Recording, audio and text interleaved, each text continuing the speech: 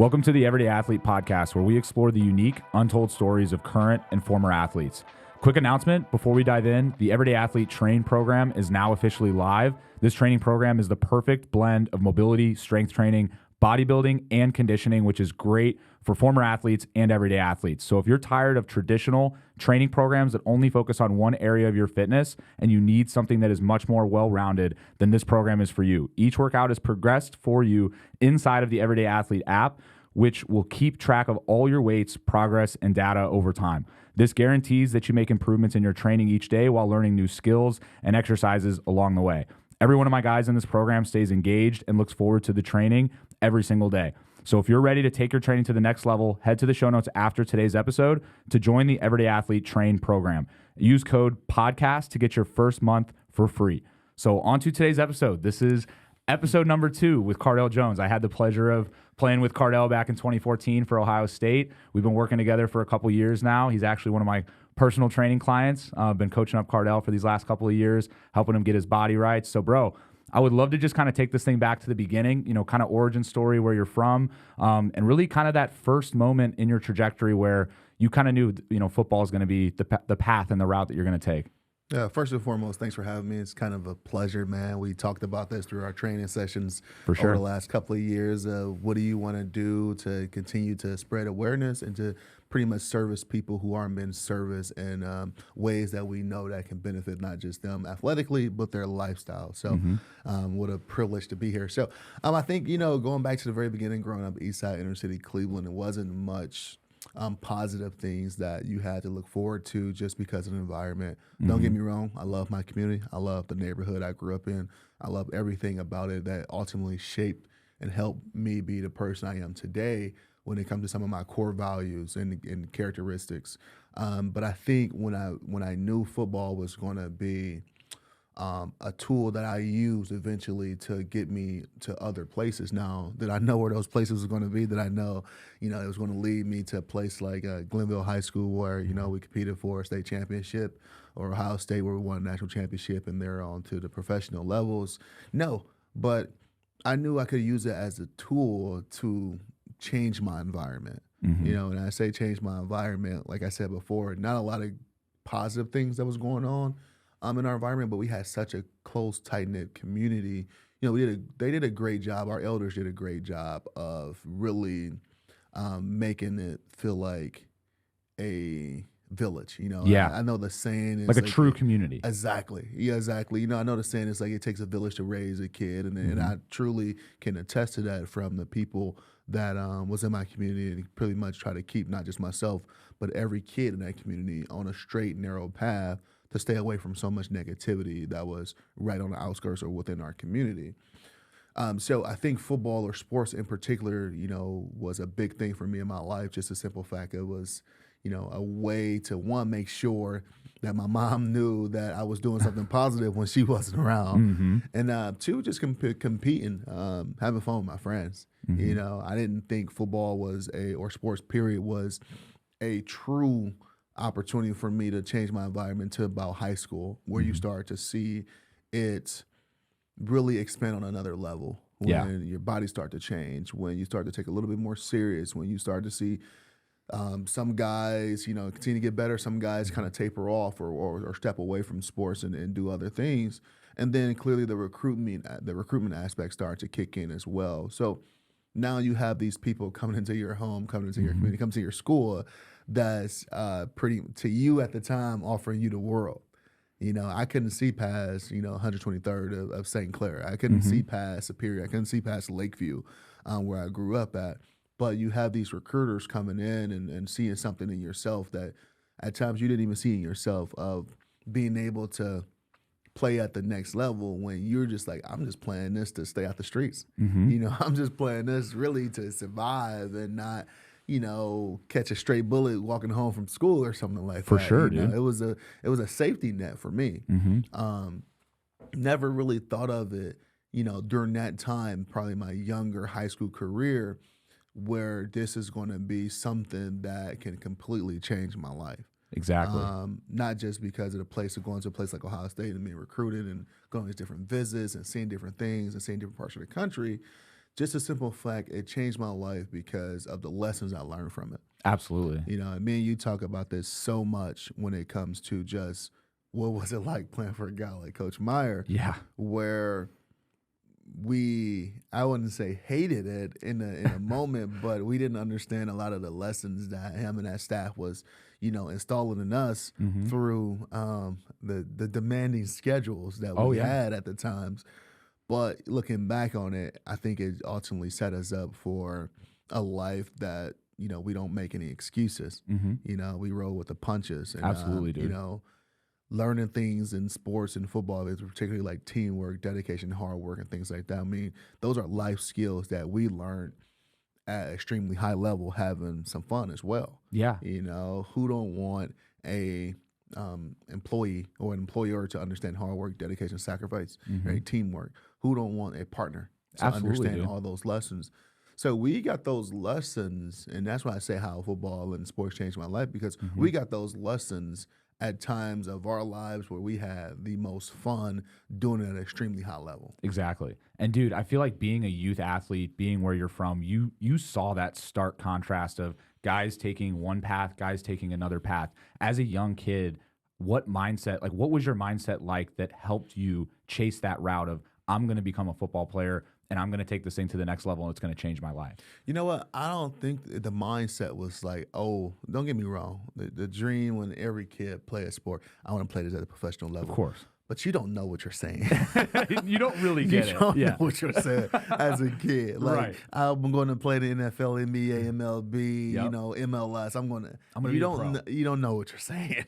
And kudos to the kids who do know what they're saying at that time and really understand it. It usually does come from backgrounds where they have family members or relatives or dads or something like that who played at the next level. So they're being installed in those things early on, right? Of how to take care of your body, what to eat. Sure. The sleep and all that great things that, I didn't learn until really college. Right. When I said I wanted to be a professional. I think for me, the mindset was playing a sport was to get out of the situation I was in. Understanding that it can open up other doors. Now, did I know what was behind those doors? No, but at times, I love my community to death. At times I did feel like, it can't get no worse than this. Right. Going home and not having food, or going home and not feeling safe, or whatever the situation might have been. At times I did feel like, okay, this is the worst of the worst. If I continue on this path with sports, hopefully. Like, I know it can be better. Exactly. Like something. It got to be all uphill from here. Yeah, for sure. So, and I think having that mindset, that path was going to take me uphill within sports. Yeah, the dream was to play at the professional level, but was I really applying myself? Did I really have the resources? Did I really have the training, the equipment to? No, not really. But the dream and the goal was really to let this help me open up other doors. Let this help open up other doors for me to eventually, better myself. Absolutely. And your community and the people around you too, your family, and bring others along with you. I mean, knowing you, bro, and like interacting with you on a personal basis, I see that with you. You're a leader. You want to bring other people along with you. I feel like in that high school experience, did you have a pivotal turning moment where you're like, I know for a fact I'm going to play football at the next level?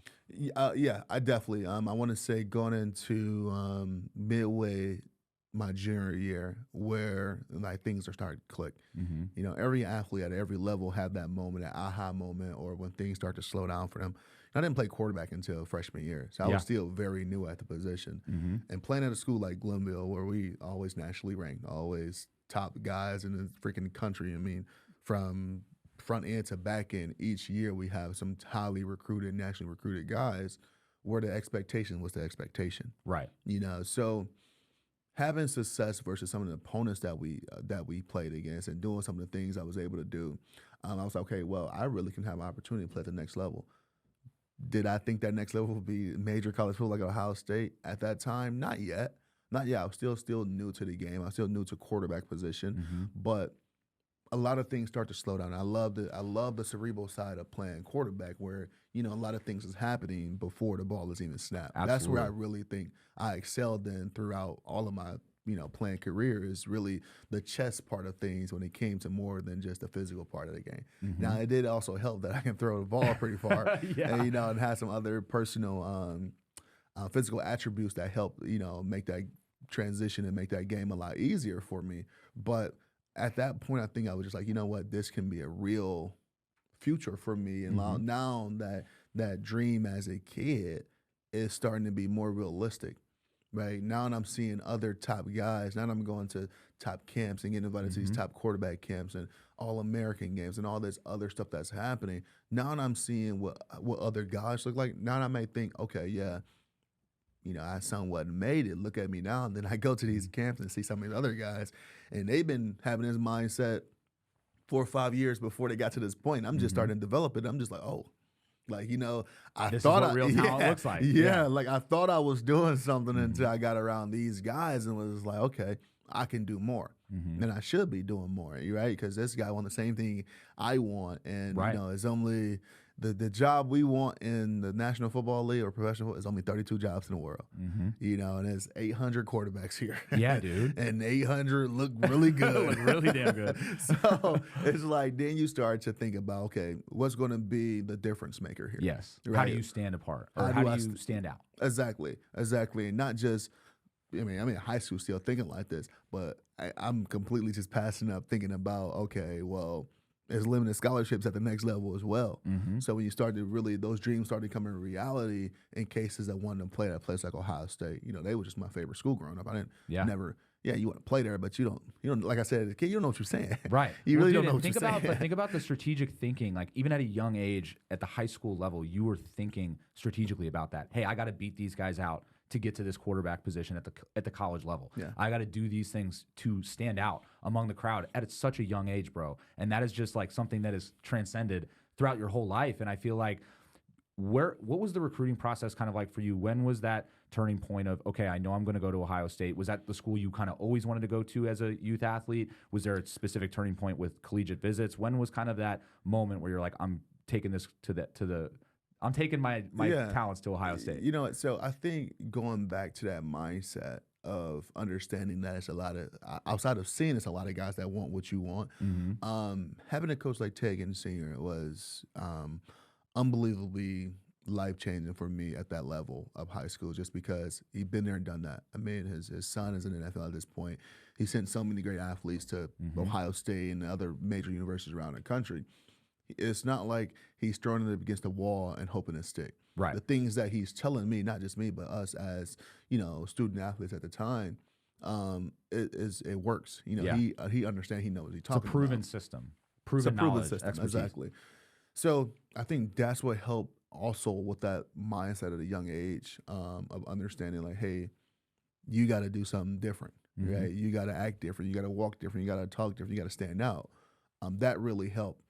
But then when you talk about thinking about where I really want to be, Ohio State was my favorite school growing up. But once you get through the recruiting process, you start to see other universities, other coaches, have relations with other coaches. So you start like, okay, well, yeah, Ohio State was great, but also what I'm looking for in a university, what I'm looking for in an experience, this other university has it as well. And like, what's going to be the difference maker from this university versus this one, right? And I tell guys, even who going through the recruiting process now, with everything I'm doing in NIL, I'm just like, you got to find out what is best for you. All these coaches, all these universities are always going to tell you, like, yeah, you're going to fit in this system. We're going to use you this way. You're going to use you. We're going to use you this way. Okay, well, they're selling you. They're marketing to you. They want to get you in the program. Exactly. Well, you got to figure out, well, okay, how is this university going to help you get to your goals? Right. Because everything they're telling you is going to help them get to their national goals. Championship, to a dollar contract, to beating rivals and all this stuff. Well, through the recruiting process, and I had that mindset as a kid as well because of a conversation I had with Coach Ginn and my family. It's like, well, what do you want? And for the first time in my life, that was an opportunity for me to really get what I wanted. Absolutely. Like, oh, really? I can really, okay, I never had a chance to think about what do I want because it was like. You didn't really have a choice at that point. Yeah. Wants was not something that I had. Like, growing up with my family, we rarely had what we wanted. For the most part, we had a lot of things that we needed. Yeah. I mean, even if it was like clothes, even if it was hand-me-downs or whatever, it wasn't the best of things. But like saying things like, what do you want? Like, what you want for your birthday? No, you gonna get what you get. What you want for like, any little things like what you want for dinner, it doesn't matter. You're gonna get what we got. You know what I'm saying? For sure. So having a want was like foreign to me. So I'm like, what do you mean? What do I want out of this experience and stuff? So I think Coach Trussell was the head coach here when I was getting recruited, and building that relationship with him. And I remember my junior year, he came to the Massillon Tigers playoff game. We played them in Akron. Akron just built their new stadium. It was freaking, I mean, it's beautiful. Yeah. And playoff game, big time game, and they had another former teammate of ours on the other side of the ball, Devin Smith. Yep. And it was myself, Shane Wynn, Andre Walker, Andre Sturdivant, and we were all recruited by Ohio State. And we had an unbelievable game that game, and Devin had a really good game. And then we also had Christian Bryan, who was committed to Ohio State. LaTuan Anderson was the number one player in the country. He was undecided. And we had, like, my junior year, we was like the number 2 team in the country. Yeah. And really great program, man, and great team. And we won that game. I played really well. Like I said, that's a part of, it was early on in the playoff run where that second half of that my junior year where I started to realize, like, okay, I can play. I think I can play at the next level. And then the offers started coming in. Then started getting recruited more. Started going on junior days and things like that. So I wouldn't say I was smelling myself, but I started to believe in my abilities to play at the next level. For sure, you were starting to get evidence. Exactly. You had clear evidence, like, okay, I'm stacking up these stats. I'm stacking up these wins. Exactly. I'm stacking up these performances in these games. Exactly. Okay, I now have evidence. It's kind of like we were talking about before. You say you want to play pro sports, but you have to kind of put in that work. You got to put in those reps to get to that place where you even have the confidence to pursue that. And I think that transcends into business, dude, into everything that we do, where we need that evidence of, hey, we're doing what we say we're going to do, or we're becoming that person we know we need to become to get to where we want. And that's where you get that evidence, and that's where you get that confidence ultimately to pursue the thing. For sure, because you can, like, you can't lie to the guy in the mirror. You can't. And like I remember as a kid, I'm gonna go back to the story of that Massillon game. I remember, I think I was probably my freshman year or something like that. And this was the only time I really lied to myself, and I felt, because I am extremely honest with myself, because if I'm not, then who will? Right. And I went back home, and it was like our first break from college, and I was struggling. Like, I was struggling physically, I was struggling mentally, and I was like, this is so hard. Right? Yeah. And one of my buddies, we all just talking everybody back for the first time. I got guys that went to USC, Akron, Toledo, Penn State, and we all just talking about, your college experiences. So far, we ain't even been in a year. Season ain't even started, go through the summer. And we all like, I'm like, I'm killing it. They're saying it, I'm like, I'm killing it. Like, I may mess around and start or something like that. Yep. And I just remember that feeling I had. I was like, oh, this don't feel good. Dude, well, like, it's humbling. When you go from a high school to the college level, especially under a program like Urban and under Jim Tressel, what was that transition like for you, going from high school into a program like that under Coach Meyer? It was night and day. Like I said, I built a really good relationship with Coach Trussell and that staff. And then right when I was coming into college, it was pretty much ripped away from me. The school was going through some things that, some former players had did that was shunned upon at that time. And it caused a major turnover within the program. That's why Coach Meyer got there. And everybody who recruited me, everybody who I knew, were gone. Yeah. Everybody who I had a relationship with Which, the last in 2 this years. Day and age, dude, a lot of adversity hits a player's plate when that happens. For sure, because, and going back to that Massillon game, after we won that game, I was around, and Coach Trussell and Coach Gann didn't see me, but, Coach Trussell said, like, for us to win a championship, I need him at quarterback. Like, and that was like, and I overheard that, and I'm just like, what you just say? Like, I'm far away from college right now. Like, they haven't even offered me up to that point yet. They just recruiting. It's like, for us, and clearly talking about, I said, for us to win a championship, I need him at quarterback. That's what he said to my head coach.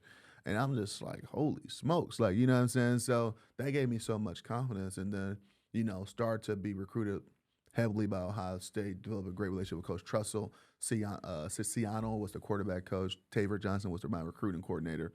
I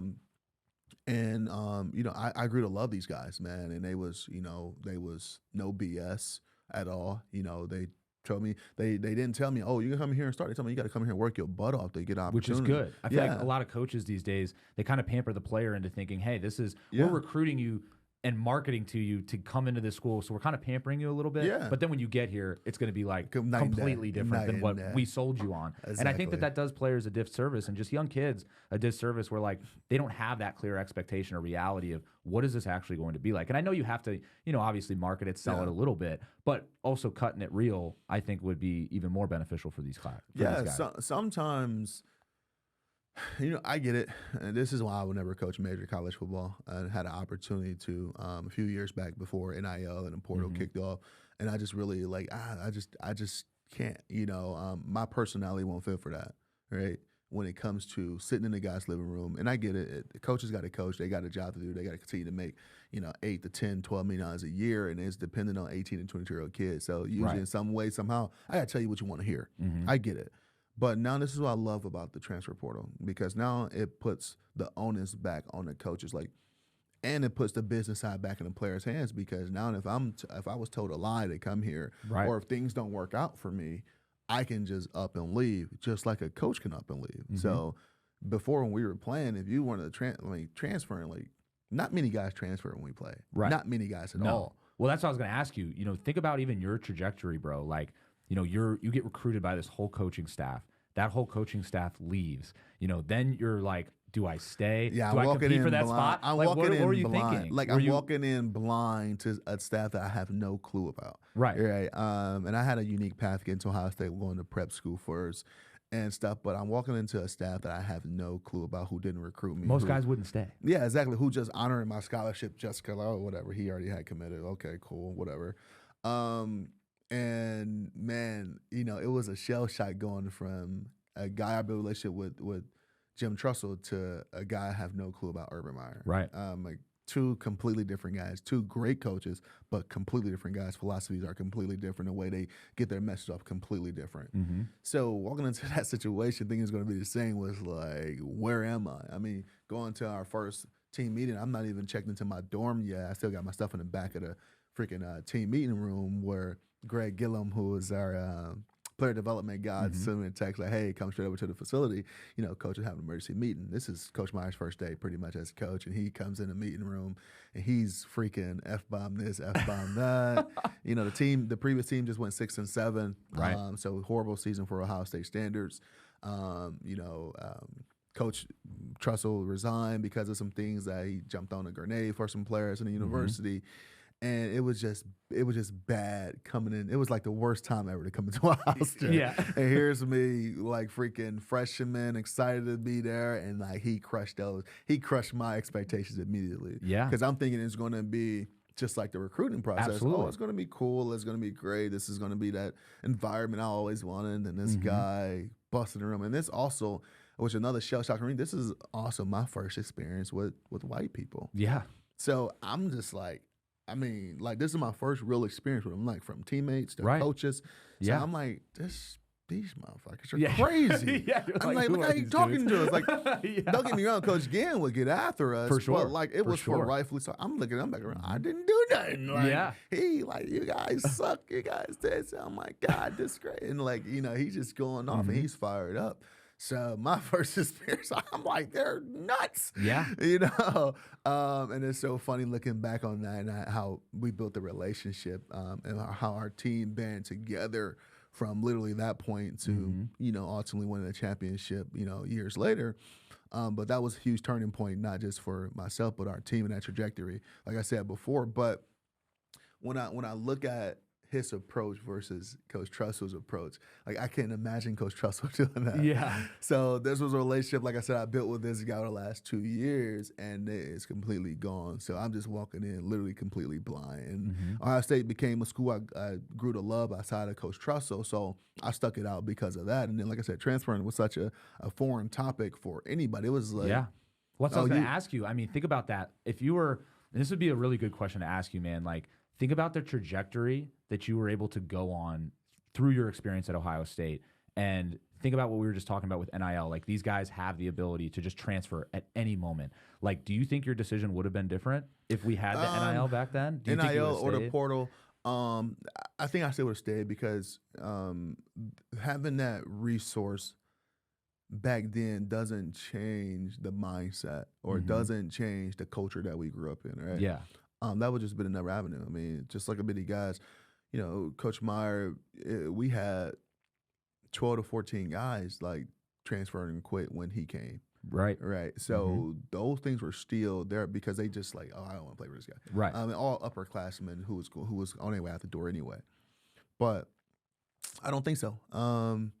I think the relationship I built with the team and the guys, I was solely and truly there for my teammates and The brotherhood, like we always talk about. Me and you talk about that nowadays. Like it's real at Ohio State. Yeah, it's real. It's not a cliche. It's extremely real. And I was willing to put aside my dreams and goals to help on scout team. Mm-hmm. I think going into my second year, I realized I can play at this level. Yeah. Going through a whole year of scout team and being a scout team player the freaking week, Yeah. 8-9 times as a freshman, and just really being there, sacrificing my body and the attention to detail I would try to master of being the other team's quarterback before I started in defense, and the limited success I would have, and I would get my head knocked off. Yeah. I'm just like, but I'm having success versus these guys. I'm feeling good. It's not like they're taking it that much easy. I'm still getting blasted in practice and stuff. So I'm just like, it gave me a lot of confidence to think that I can play at this level and a potential another university. Yeah. And I'm just like, but I understood and felt Land Road was so important to help our defense continue to get better that I was willing to set aside my personal goal to win the Heisman, win a championship, win the SB, all this stuff that I wanted as an individual to help our team. Dude, and I think that that's so powerful because you delaying that gratification is what ultimately brought all of those things and a lot of those accomplishments. Yeah. But I feel like for so many athletes, dude, in that moment where me and Justin talked about this on episode 1, we're looking at special teams. We've got 6 guys deep, dude, on right guard. Like, you see the talent in your quarterback room. What was your mindset like to stick with it and compete and go after that spot, even with those odds being stacked against you? I think I started to look at things a little differently going into my third year. I think we started to do our Real Life Wednesday program, and hearing some of these CEOs and these Fortune 500 leaders talk, Jamie Dimon, CEO of Chase, Cameron Mitchell, Darren Gilbert, owner of the Cavs, and all these great people we came in and spoke to us about business and what they look for employees and what made them who they are today and the lessons they learned. It was everything we was learning in sports. So I was like, oh, wow. Now it gave me the mindset, say, you know what? NFL might not be in my future, right? I mean, 4th-string quarterback at this time, 3rd-string quarterback at this time, going into my 3rd year. And I'm just like, but all these lessons I'm learning, I still can have a successful life. I still can make a lot of money. I still can provide for my family. Now I became excited again about football. Now the pressure of football, of making it to the NFL, or I'm going to not have a chance to support my family, those pressures start to go away a little bit more because I understood hard work. I understood dedication. I understood sacrifice. And it was like, I'm not looking for a handout. Exactly. I'm taking care of my shit. Exactly. So now I was just like, okay, even though I dream one of playing the National Football League, and mainly that dream as a kid comes because of the financial success you can have in that league. That's why that comes. No kid grew up and say, I just always want to, like if you ask a kid right now why you want to play NFL, it's because I want to be rich. That's what they would say, 90% of them. Yeah. Because we all come from a lot of us come from tough situations. We want to provide for our family. We want to move our families out the hood, all that stuff, right? But learning from Real Life Wednesday, from all these different guys we had to talk to and like why they hire these candidates versus these candidates. Oh yeah, we look at resumes. This person had a background in success in athletics versus this person never played it. They both equally, but that one deciding factor, well, this person understands what it's like to be on a team. I may go with this person here, even though they both stack up equally with everything else we're looking for. I may go because they understand the dedication and sex. So all these things that we were learning was life lessons that can help easily that can translate to real life. For sure. So that's what I started to was like, okay, well, I am even more comfortable delaying my ultimate goal because I understand that my role as the backup quarterback or the scout team quarterback is just as important to our team's success and ultimately going to help me and my mindset in your own when it comes to development. life. Yeah, exactly. So I look at the times where, I never had a black jersey. Yeah. You guys don't know, black jersey mean you stay off the guy, you stay off the Yeah. quarterback. I never People had a were black jersey. hitting you, Yeah, dog. so it's getting blasted. But it made you better. and don't get me wrong, it was only a few times teammates really Right, took like off actually on me. hit you. But even a bump and pushed onto the ground, sure. that's that should add up. For sure. But willing to sacrifice my body to give them a realistic look, like, no, that quarterback from Cincinnati, he's not going to pull up. Like, he's trying to run through your face, and things like that. So I try to be the best imitation of every quarterback and every team we play to give them the best look. I'm like, no, don't pull up. Like, run through. Like, you know what I'm saying? It's saying kill me. Yeah. But, like, we got to get these reps. And you did the work, dude. I think that's what's so cool about this whole thing is you kind of were at that pivotal moment. Justin and I talked about this on the first episode in our own careers where, like, you hit that pivotal moment where it's like, do I play the victim and try to get a handout from a coach where I'm like, hey, shit's not working in my favor. I'm just going to bounce. Yeah. Or I'm going to stay, accept the fact that I have to get better and grow and develop. Like all these things you're describing, bro. And by you accepting that route, I firmly believe that's why all this success came, which is obviously what I'm going to talk about next. And I think one of the coolest things to ask you is kind of like, did a lot of that same mindset carry over into battling against those other guys in that quarterback room? Who all was in that quarterback room, by the way, with you? Man, so my first year, me, Braxton Miller, Kenny Guyton, and Justin Seams, who's a pilot right now. Braxton running an unbelievable youth organization right now. Kenny Guyton is a receiver coach at Wisconsin, and Justin Seams is a pilot. And then we had some walk-on guys throughout the season that was hit or miss. Then my second year, it was Kenny Guyton, Seams was gone, Braxton, and JT Barry, freshman JT Barry, he comes in. And then my third year, KG is gone. So Braxton, I'm starting to become my older guy in the room. Yep. JT, Stephen Collier. And that's it. So then my fourth year, Braxton's still in there, and then Joe Burrow is the only one. Yeah, who Joe entered the came room. back. Joe came in. Yeah. So that was funny. But looking at guys like Braxton and JT was pretty much my competition in college for sure. For the most part. Joe wasn't Joe Shiesty yet, and I can't believe I actually just called him Joe because I still call him John. That was my thing. Yeah, you do call him John. that was my thing of like when I became like the older guy in the room. I'm like I was taking advantage of. I'm like I'm about to start like semi-hazing. I mean, but think about his development, dude. Too like how pivotal it was being around you guys as a younger quarterback freshman. That's funny, but he always had that dog in him when it came to just that. He just was never phased. What I remember from our brief. He's just together. like a killer, bro. Yeah, exactly. The funniest thing is me and JT talk about it all the time. It's been in 2 years with JT. I know did a lot for his development as a leader and his confidence as well. But our room was always tight. Like we just kept a tight knit room when it came to quarterbacks. I mean, there's not a lot of us been, we all been through the same thing. Like for sure. As far as the young growing pains, the coaches on our bus and things like that. But Joe, man, this is what I thought this dude was crazy. Yeah, we are in spring ball. I think it was spring ball. And he dropped back and he throws a pass. And he makes the wrong read. Long story short. And Coach Meyer, I think that was his thing. He would blow up situations on Coach Meyer. On young quarterbacks just to see. How they handle it, right? Because he's such a mindset. He's such a cerebral guy, psychological guy. Yeah. So when Joe, he just this was so simple. He ripped.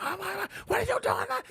Like Joe got really one rep of this. So and we all knew it was coming. We like, okay, I see. And Joe just looked at him like, okay. Like it wasn't like so. Like any other guys. Like Coach, I thought to do the Coach. I'm like whatever. Like he was just like looking. Okay. Like and that was it. And me and JT looked at each other like, what just happened? This dude's a savage. He might.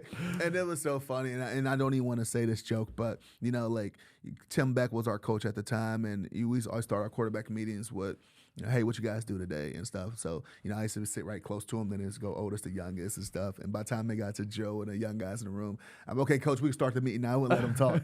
So shut up, guys. So Tim used like this, Cardale, I'm telling you, Joe go come in here one day and fuck you up. Because Joe, the same thing, he had a dead stare, like look down the hall, look down on the table, and like this. Okay. Yep. So that used to be so funny, but amazing career that he's having now and had at the college level. But Yeah, it's incredible. yeah, but going through that and competing with those guys in that room, everybody wanted what's best for each other. Yeah, I which think is that's what which is helped us. amazing, Yeah. especially like being in a competitive room like that. All these guys want to play. Like, Exactly. every single one of these guys want to play so bad, and to have that dynamic, man, it's impressive. It's rare too, and that goes back to that Ohio State brotherhood. Like, it's real. Yeah, but think about guys we talked about in our workouts with guys like Curtis Grant and Raekwon McMillan. Yeah.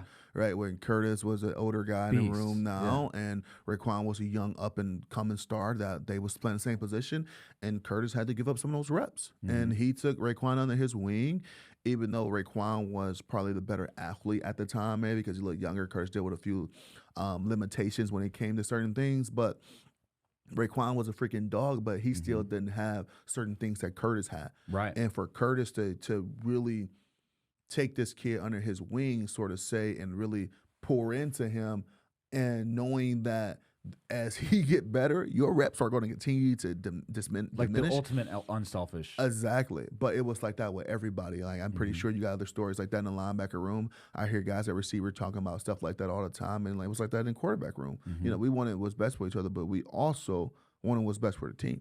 So however I got to push you, hopefully it makes you better. If it don't, then guess what? Then, you're not what's best for the team. We don't want to put a guy that's out there that's going to ultimately hurt us. Dude, absolutely. And I feel like for you making that transition, you become the starter, bro. Like, you're getting to that point of your college career where, you've put in those reps, you've put in that work, you've been the backup guy for a long time.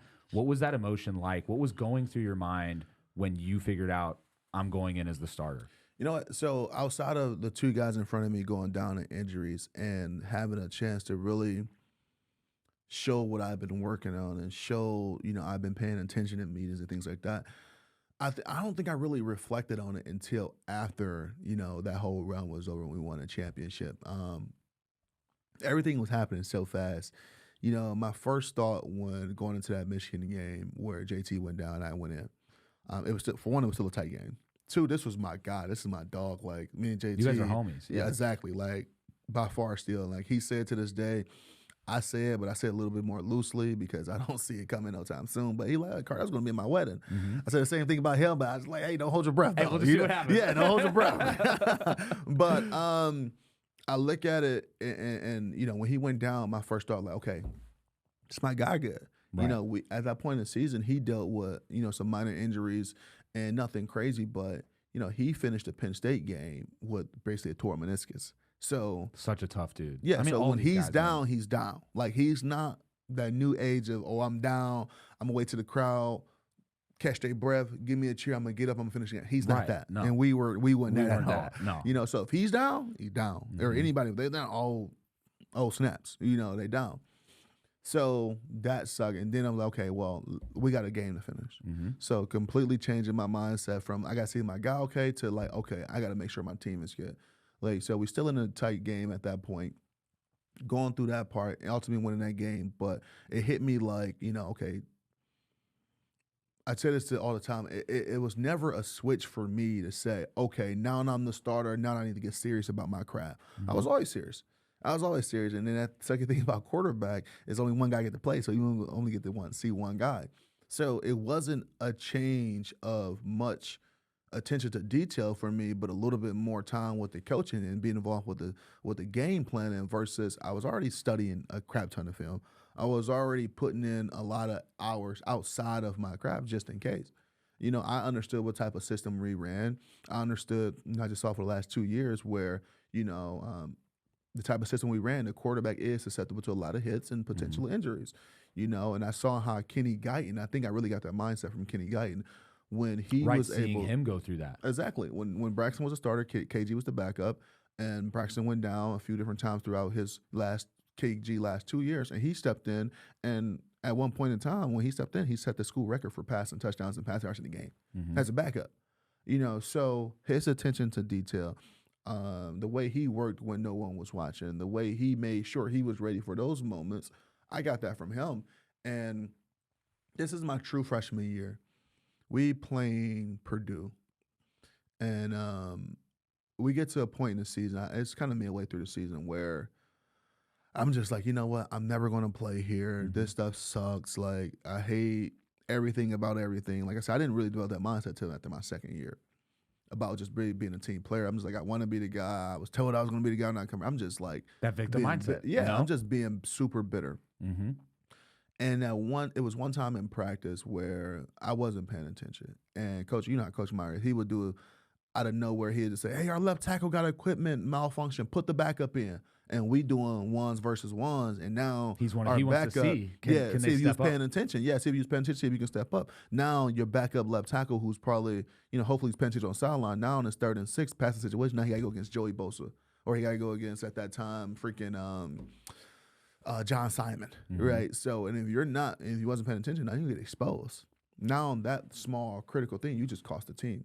So it was one of those moments where I wasn't paying attention on the sideline, and I don't even know where Coach Meyer came from. I'm still convinced he came from under the turf.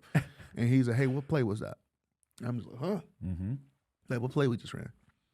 I was like, and he's like, "Tom, we got a freaking quarterback over not even paying attention, blah, blah, blah." He ripped me and embarrassed me. I'm just like, oh, my God.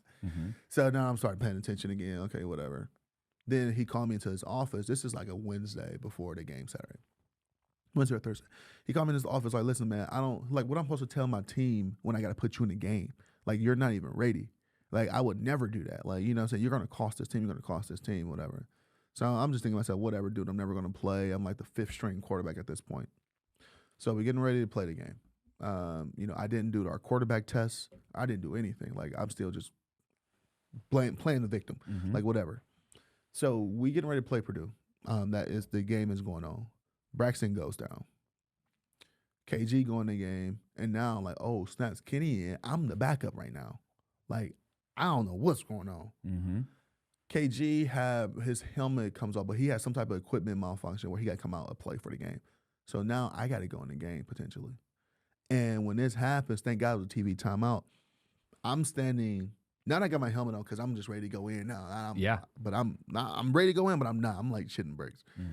I'm probably like 20 yards away from Coach Meyer on the sideline. This is during the game. We try to go on a game winning drive to win this freaking game. We gotta get 2-point conversion, go to overtime, all this stuff.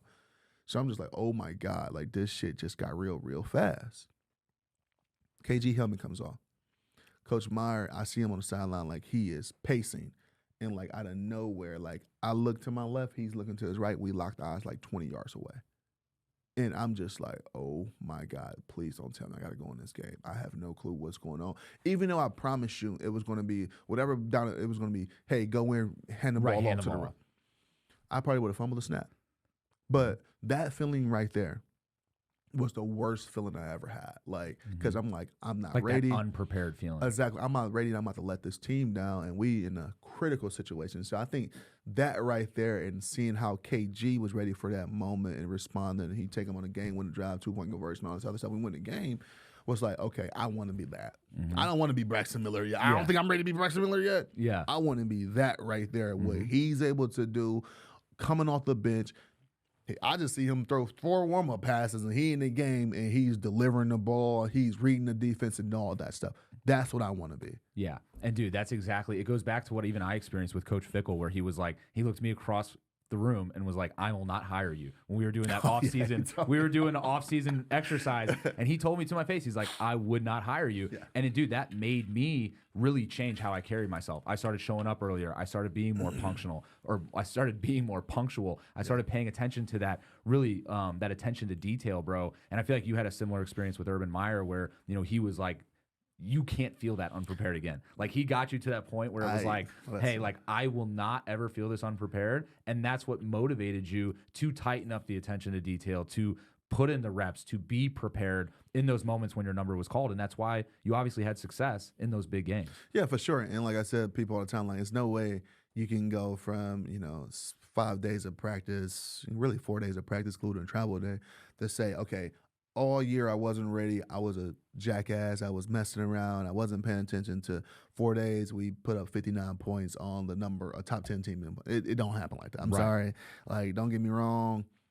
It's not an overnight thing. Let's be real. Yeah, I You were wish working shooting for that. stars and everything, but it's a process to that. And I give a lot of credit to our coaching staff, the way they prepared us. Not just, like I said, simple situation of like telling us like, oh, the backup tackle went down, making sure that his backup is locked into practice and getting your mental reps.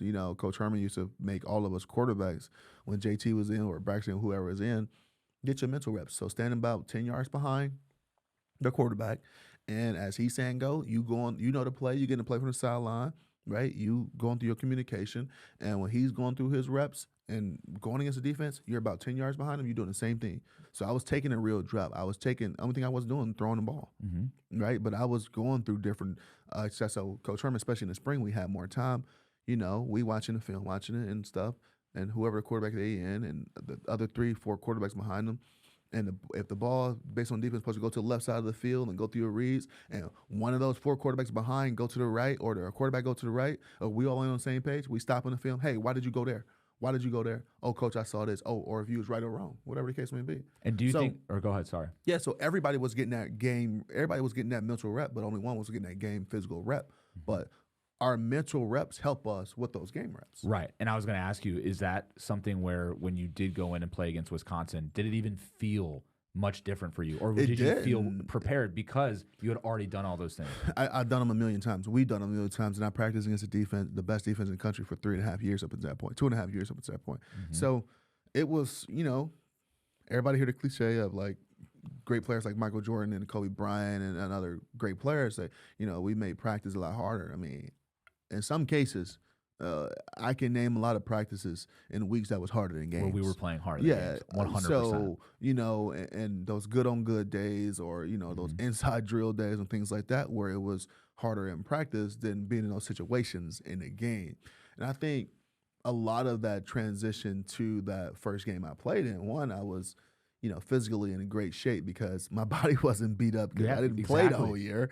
And then 2, it was a huge advantage for me because these guys didn't know, they never seen me play before. Right. So, and then 3, the biggest one I give credit for, I think the reason why we was able to have success in me personally, because I was surrounded by the best players in the country on both sides of the ball. Absolutely. The receivers, the line, everybody. I legit had the mindset of like, I don't care how bad I play, our defense is going to stop them. Yeah, 100%. So I played so freely. Yeah. And I'm talking about with my runs and my throws and everything because I didn't play tight to say, oh, snaps, I'm the last quarterback on the roster. Or, Steven was still there. But I guarantee you they probably would have went to some type of Wildcat stuff with Jalen or whatever. But I didn't have that pressure of saying I need to make sure I stay healthy or I need to make sure I play perfect because our defense was so good. And if I wasn't hitting things down the field, guess what? I could turn around, hand the ball off to the best player in the country, Ezekiel Elliott at the time. For sure. And dude, I feel like those games, the Alabama game, the Oregon game, that Wisconsin game, those really changed the trajectory of your career in life. What was what do you feel like your mindset was going into that Alabama game, going into that national championship game against Oregon? Like, what was your mindset like during that during that moment? It was simple, and I give the credit to a few different guys of helping me keep that mindset. Coach Tegan Sr., Coach Tom Herman, and Theophilus Washington, who was another one of our coaches back home in Cleveland, Glenville, kind of a support staff, coach, grandfather, all in one type of guy. What is, my good is good enough. I don't have to go out there and be nothing more than I'm capable of doing. Everything I've done to this point is good enough to help us get these wins. And I think that was a product of the players we had around us. I think that was a product of the work we put in and a product definitely of our coaching staff and the culture we built at that time. So it was never like, go out here and win these games. You got to put it on your back and all this other stuff. Yeah, JT, when he was starting, he was doing some unbelievable things. He put up some crazy numbers, some Heisman-like numbers. But I understood I wasn't JT. I understood I wasn't going to, burn you for 180, 190 rushing yards and another almost 4 through the air. That just wasn't my style of play. So I was fortunate enough to have, an unbelievable defense on the other side of the ball and players on offense that, they did their jobs. They didn't put me in a situation where I feel like I had to do everything myself. I mean, it was times where some of the receivers would come up and tell me like, hey, I'm going to run this like this versus this, or hey, I'm going to give you outlet here and little things like that. So everybody play around me elevated and helped my lack of experience at that time. Then clearly it always helps when, you doing well at quarterback as well. But And you start clicking. Exactly. And that but swagger hits in. Exactly. You know? Exactly. But I guarantee you, I got all the confidence in the world from the guys around me because how well they prepare and knowing in my heart, like these 5 guys in front of me, these guys run through a brick wall for me. And guess what? They know I'll do it for them. This guy to my left, this guy to my right, these wideouts, like they know I'm trying to put them in the best position ever to have success when it comes to this ball placement to protect them. But I know also they're going to not let me throw an interception if a bad pass. They're going to fight for that ball. They're going to fight. Yeah. And I think we all had that mindset. I'm pretty sure. Curious to hear about some of you guys' mentality on the defense side of the ball because it's, defense is another thing that it's a string. Yeah. It all flows together. Dude, and it goes back to that theme of just the brotherhood and that mindset and that culture that we had. You know what I mean? I firmly believe that because of that culture of just excellence and attention to detail, and like you're saying, you had examples, bro, in front of you. You had Kenny Guyton. You had these guys who, unselfishly put the team before themselves, and it made them better. And made them a better athlete. It made them a better human. It helped them personally develop. And I feel like that's really what made you ready and prepared. For sure. And then I didn't want to let those guys down. And you didn't. You didn't. Yeah, I definitely. That was always my biggest fear as a young man, as a parent now, and one day as going to be a husband. Is that I don't want to let the people down that's counting on me. I just don't. And I take pride in actually being a person people can turn to for advice, for support, for simply something as a ride sometimes. Like I take pride in that because, I look at it like this. They're calling me because they can count on me. They know I'm dependable. They know I have a trait that it's not easy. I don't think of too many people when I say who's dependable. Okay. When I say dependable, I'm talking about 2:00 in the morning, I need a ride. Exactly. So being in those situations, I'm like, okay, well, my team at this point is relying on me to do my job. It's my obligation to do my job. And if I don't, we're going to have significant outcomes that's not going to go our way for the lack of me doing my job. So, and I gotta continue to give credit to that staff of installing that mindset in us where it came to like, I don't want to let my guys down, period.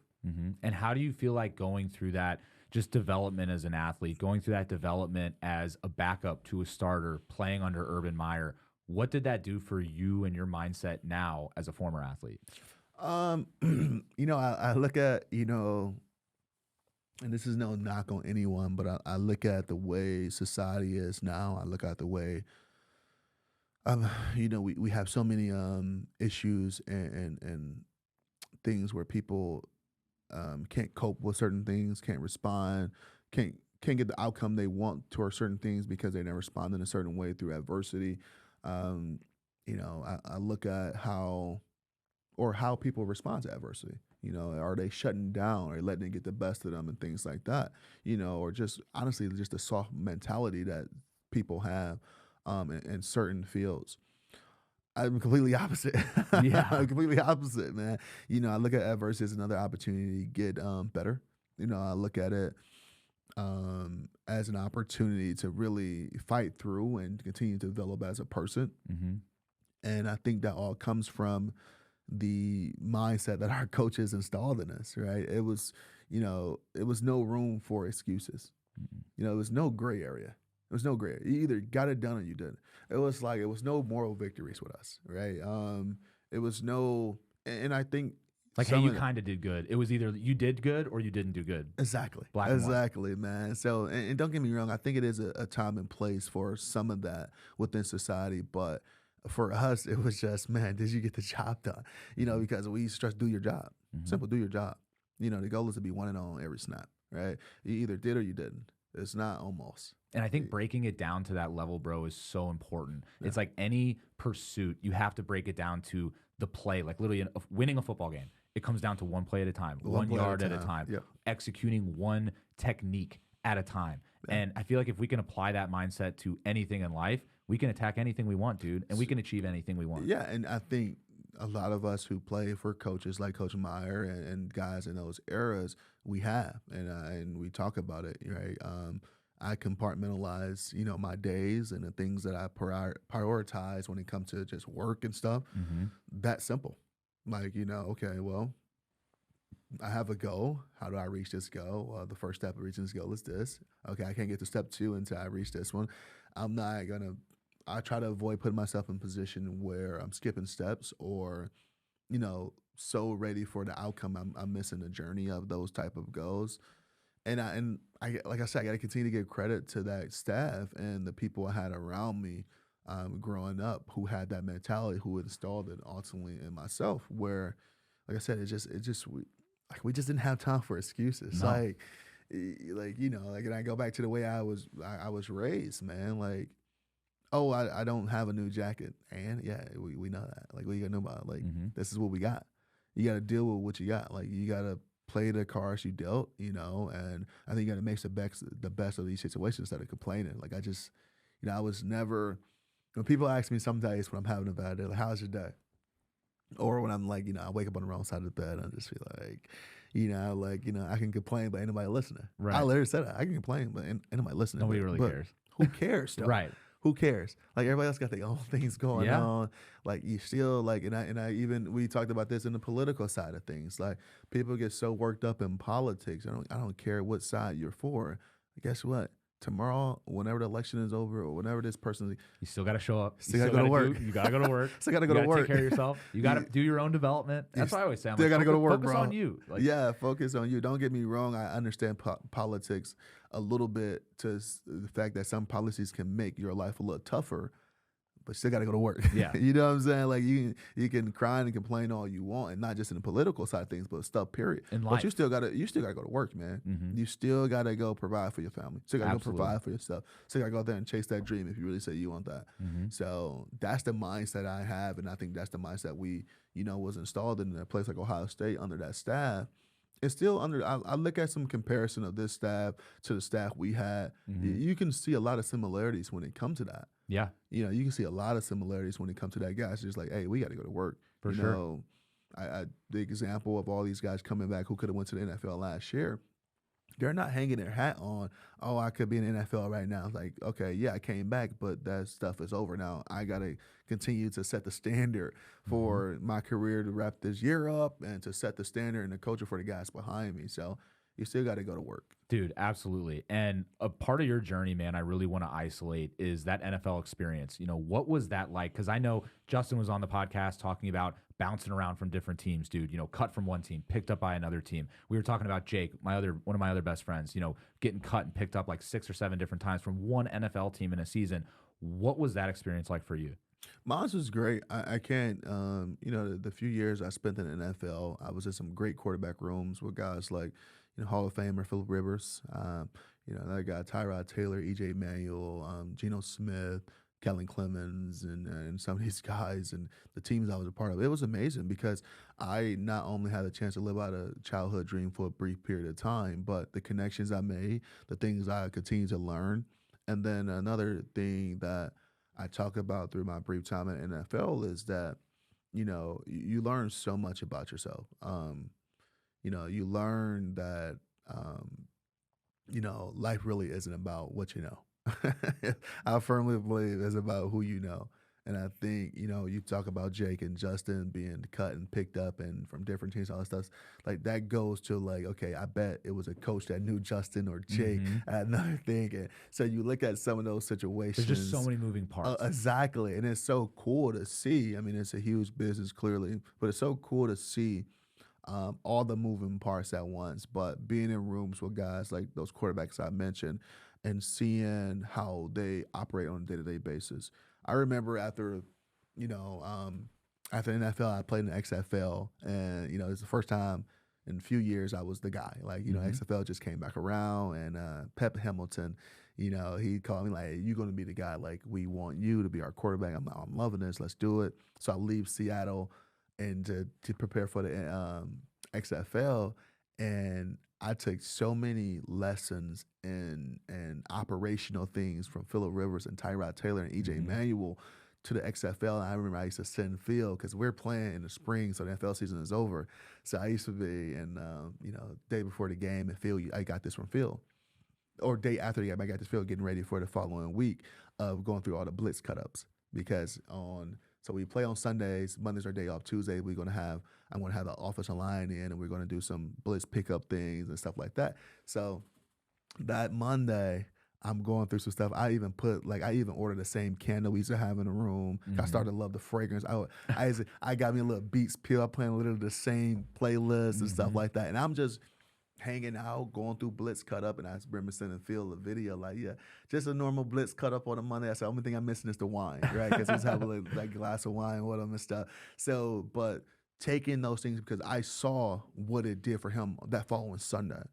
You know, I saw what it did for guys like EJ and Tyrod and Geno that following Sunday to get the results they ultimately wanted, you know. So that was the coolest part about that experience. And then seeing how these guys, Tyrod is still playing, how these guys, and Geno's still playing, transition to life after football. EJ is killing over the ACC network and things like that. But that was something he was working on while he was in football. Yeah. And Anthony Lynn was our offensive coordinator in Buffalo my rookie year, where he had spoke to the rookies and he said, you know, find something you love to do outside this sport so it can be fun again, right? So I guarantee you EJ applied that. I mean, he was working on his master's while he was a quarterback in the NFL. That's not easy. No. So and it's hard to even it's kind of hard to balance and multitask. Like your mindset is so consumed by the NFL. Do you feel like that was something that you were doing? Like, did you kind of have that plan B that you were working on? You know what? I did. I think I would start to, you know, the business side of life always fascinated me about starting new businesses and just the relationships that you build with people through those journeys. NFL, so many doors are going to be open to you because so many people want to attach themselves to an NFL player, right? Especially a guy who's having success. So really diving into the business side of things, started the gym, you know, and seeing how that has exploded, the training facility and other things that I'm involved in. I took that advice from Coach Lynn at the time of finding what you love to do outside of that. And then another thing I love to do is just being of service, right? So having a foundation, doing things, and all those things, you know, I took from that one nugget that he gave us in Rookie Symposium to seeing how it ultimately put me in certain different opportunities in certain rooms now. And like I said, I look at guys like EJ, I look at guys like Phil. Phil always wanted to be a freaking high school coach, and he's down in Alabama coaching his son, and EJ's killing it, you know, ACC Network. Every time I turn the TV on, he's on. And then, like I said, Tyrod and Geno still playing, and Kellen, he knew what he wanted to do. He's like, I'm going to be a farmer. Yeah. So, you know, he got done. I mean, this guy's 14-year vet at the time. Guarantee you don't have to work, you don't have to take a hard step, but he wanted to go do more hard manual labor. Yes. You know, so that was the coolest part to me about being in NFL, seeing guys' dreams and aspirations outside of that sport. Yeah, absolutely, dude. And do you feel like, did that help you develop even more professionally through going through through that experience as a NFL athlete, kind of compounded on top of being a collegiate athlete? Like, how did that impact your development as a professional? For sure. And that, you know, you think, I mean, don't get me wrong, a lot of guys, a very small number of guys who is going to end their professional careers, no matter what it is, and say they don't have to work another day in their life. But even the guys who don't, like Phil, don't have to work another day in their life. But it's like, dude, you can get done with, and they put things in perspective for me as well. Like, you can have an unbelievable career at the next level, you know, whatever professional sport it may be. You know, let's just say NFL. Go to the NFL when you're 21. You can play 10 years, which is an unbelievable career. Be done at 31. Let's say you play 15 years. So you're done at 36 years old. You are still a young man. So what are you going to do for the next 45, 50 years of your life? And let's say you made every dollar you can make in the NFL. Guys are still not just sitting around just spending dollars and you know, whatever the case may be. So still having other dreams and goals outside of that, I think ultimately helped the transition for me for life after football. Absolutely. Right? When I realized that, you know, hey, this is not going to be as long of a career that I thought it was going to be, but all these resources, all these tools, all this networking opportunity that I made through here, now let's make this transition as smooth as possible.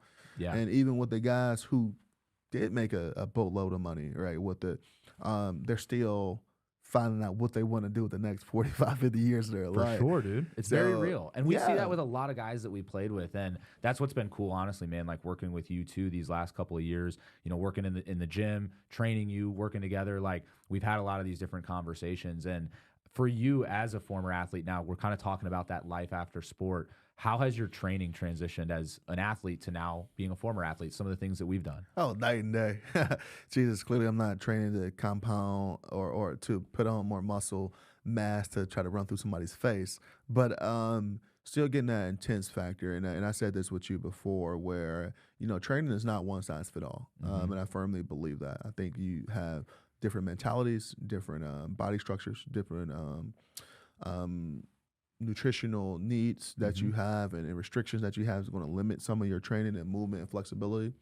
But I think that, my training now, and clearly you can attest as to why you set it up the way you did, is more functional movement, right? It's more functional movement. I still want to feel good. I still want to look good. I still want to, run around and still be flexible and things like that. And I think that's what you tailor a lot of our training to. And I still want to be strong, right? But I don't need so much training on the quick twitch muscles, right? I don't need so much training on we can maintain it. Yeah. Exactly. We're at a point of maintaining instead of developing and continue to enhance. So that's, I think, the biggest thing of it. I mean, we talked about this. We still do a few things that we did at Ohio State, or a few things I did when I was playing professionally, but the intensity or attention to detail is a little different versus getting ready for a game in 4 days. Dude, exactly. And I think it's so important. You were talking about, the career being 31 years old, 36 years old. So very clearly some changes have to happen in our lives. And I feel like part of that is with your health and with your fitness. So how important has that been for you to keep that as a part of your life, even as a former athlete? Extremely, I think, because, if I always want to be able to throw a football. I'll tell you that right now. I always want to be able to throw a football. But I think when you talk about the health and fitness, sometimes when you usually have two major sides of sports when guys retire. Either usually the linemen lose a lot of weight. Yep. and that trend continue to stay true. Yep. And the skill guys, the big guys, get big. Yeah. You still see it. And I'm still about a solid 15 to 20 pounds higher than my playing weight. And and I make jokes with other guys, like a guy like Tyvis Powell, and we make jokes about our weights all the time. And I say, but it's sad to say you were DB. And I'm closer to my playing weight than you are. So it's so funny. You see that trend and all over really football players. But it's extremely important because, one, you want to continue to feel good. And then I think, another crazy stat that I just learned working with this new organization that deals with former athletes and their health is that, athletes have a shorter lifespan than non-athletes.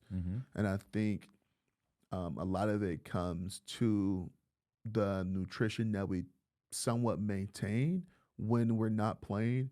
I mean, it was easy for me to scarf down 3,000 calories, maybe 3,500 calories a day because I'm about to go burn 6,000. So sometimes we keep those same habits, but you're not burning 6,000. You maybe be burning 1,000 a day now. So that started to compound, right? Yeah, dude. Then that metabolism started to slow down, and then other things start to happen from, not having great habits when the lifestyle change, Dude, yeah. So that is a kind of scary part for me right now of learning how, athletes have a shorter lifespan. Clearly just start working with the organization, want to dive deeper into it. I mean, I'm pretty sure there's a lot of other factors that plays for into sure, but that. that's very real. But it's real. But yeah, it's so real. And it's crazy to think that, I wasn't naturally a person that's about to go to the gym, and still I'm not that person, but I got to put a suit on every weekend. So I'm like, I got to be able to fit in these suits. Yeah, dude. Well, bro, and I think it's just so important. And what you're explaining, bro, is there's just this stark, drop off when guys stop playing. It's like, okay, I'm no longer training for my sport. I completely stopped doing everything. So what would you, being a former athlete yourself, high level guy that has been through that transition, you transitioned out of high level sports, you're now still taking your health and fitness seriously. What would you tell other guys who might be struggling with that? I think it's better to stay into that routine than trying to get back into it. I mean, this is speaking from experience, from when my schedule get hectic and we can't get together for 10, 12 days, just from that little, I'll just be like, bro, take it easy today. Like, it's harder to get up in the morning to go to the gym. Get back into it. Yeah, exactly. So if you're staying into it, and then the great part about it, like our last week, 2 weeks ago, our workouts was super, what would you call it? I mean, Like low regress, intensity. lower intensity. Exactly. Lower but intensity. It was great work. But you're still getting work. It was great work. So I don't think like us as athletes, and you know how we are, we're super competitive, especially the ones who played at a very high level, super competitive. So what really kills us when I'm about to start hitting the gym again. And the first day you go, you kill it. But you wake up that next morning, like, I'm not going back because you feel it. Yeah. So I think, one, staying into it, and two, once you get back into it, if you get back into it, I think it's a very progressive load that you put yourself on, right? I mean, we did a workout a few weeks ago where I had some walks in there and stuff, and I was, the heart rate was up though. So a lot of smaller, lower intensity things that we may think like, yeah, we're not sprinting and running and doing hundreds anymore, where we know heart rate was up when we was playing and we getting a good workout in. That's still not getting a good you're workout still getting a workout in a lower intensity. Exactly. So staying with, I think, is the biggest thing. But then once you get back into it, just start.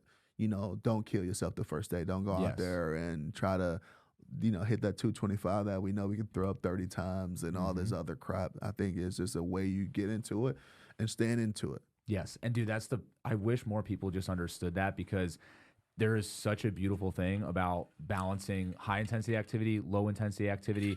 Like we as athletes especially think that we're only getting effective work in if we're absolutely pushing ourselves to the limit, sweating super hard, heart rate through the roof. But I'm telling you guys, if we can get that nice ebb and flow of low intensity, high intensity training, just like you said, bro, that's where you can always stay in it and you never have to bounce in and out, and have that all or nothing mindset. So I think you're a great example of that, bro. I mean, you do a great job. You keep it a very consistent part of your lifestyle. And I mean, dude, you're busy as hell. You travel a ton. You know what I mean? Yeah, for sure. You have a lot of excuses not to, is what I'm saying. Exactly. But you still do it. And that's the great part about working with you has been, I know from the very beginning, I know you have and the great part about it, you offer to so many different people. You have female clients, you have male clients. Well, in your brand, what you have, female clients and male clients, online, in person, Mainly mixture male. of both. Yeah, a mixture of both. It's like you have every resource at your disposal to help you, if you, the client, want to make that conscious change and saying that, hey, the health, the nutrition, things like this, and fitness is a goal or is a priority to me. So it's like no excuses when you're working with you guys and everything you guys are offering. So you made it extremely easy for me, even with the travel. I know sometimes when I travel, I try to tell you like I'm working out, like, oh, you're like, hey, make sure you eat this. And, I look at that text like I didn't see it. But, that's the great part about it. The resources are there. You just as the individual, as a client, got to be willing to really, take them. Yeah, and put in the work, you know?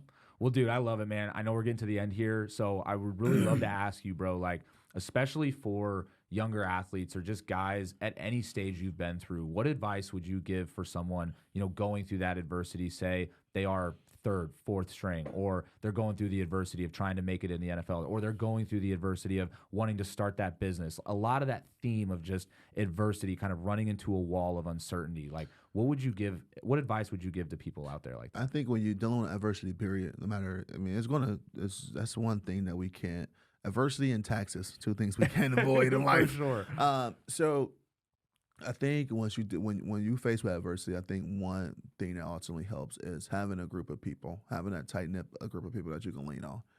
And that group of people can be one person, can be 10 people. I don't know. I know everybody's situation is different.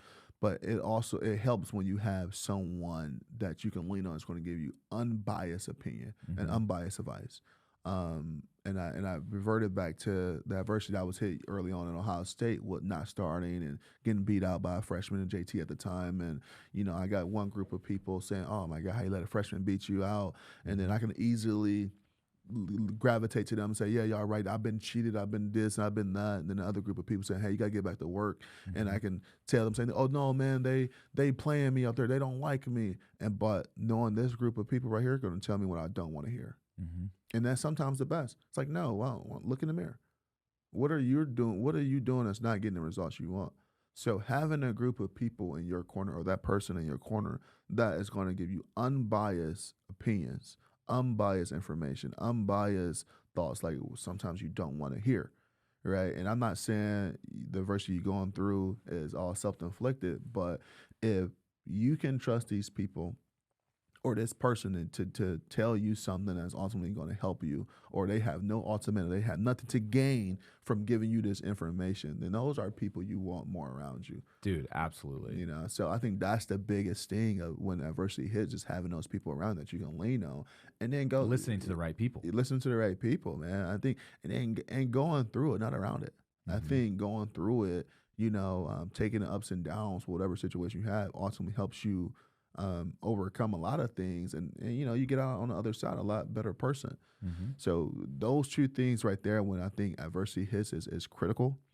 And I think, you know, and that's just speaking from experience. Yeah. Dude, I love it, man. And bro, I just appreciate you being here, Cardale. I know we were able to go deep on some of this stuff, man. I know that you're a much more complex dude, I feel like, than a lot of people realize. So I think this was really cool to hear just the depth of your story, bro, and the depth of like all of these different touch points that really made you who you are today and helped you develop into this person you are today, which is a really successful, awesome person. I appreciate it. And dude, I really, it's cool for me to see a lot of those things you're doing and how you've leveraged those talents. And obviously these ways you're working with different corporate opportunities here locally and just around the country, bro. And then your involvement in NIL. And I know that, you know, Ohio State and just this whole community of Columbus, Ohio, you know, loves you and loves your story. And I know that you motivate and will motivate a ton of people, you know, with this episode, bro. So I just, dude, I really appreciate you being here. And thank you everybody for tuning into today's episode. If you want to be part of the Everyday Athlete community, check the show notes for both the Everyday Athlete Train and Everyday Athlete Elite programs. And if you or someone you know is a current or former athlete who wants their story told, reach out to me at Zach Tenore on Instagram. That's ZACHTURNURE. Thanks for tuning in, guys. Appreciate it.